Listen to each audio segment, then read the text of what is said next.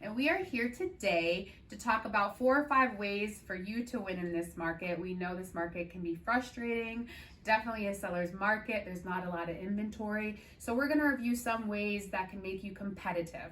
So from a realtor standpoint, one point of advice that I would share is put down a larger escrow deposit. An escrow deposit shows you're serious and you're committed to that offer. Secondarily, lower your inspection period.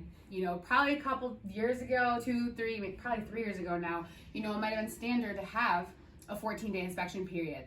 Not in this market. Sellers want to close. So to be competitive, I would recommend probably about 7-day inspection period, really to stay competitive. I've seen a lot of 3-day ones. Yeah. That's impressive. Third would be, if feasible, add an addendum to your offer that states that you are willing to pay a certain amount of money over appraisal price. Now, I want Keela to touch on that a little bit more. I would never advise that you go so above appraisal that you are upside down in your house. That is my opinion. That is me being real with you. But I do want Keela to touch on that because obviously he is in it.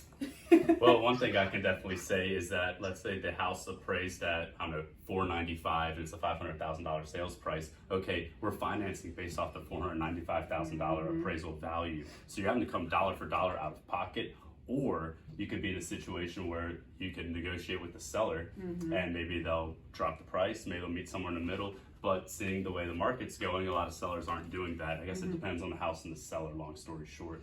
Agreed. And, again, using a personal example, prior to going on, I love using personal examples. I can relate. I've been in this market. My home, I wanted to win. I did my due diligence. I knew it wasn't going to appraise, but I had to get that contract in. I had to win. So I ended up putting probably about $30,000 above what I wanted to pay. And I put in an appraisal contingency, and that saved me, and I ended up closing my property $30,000 under.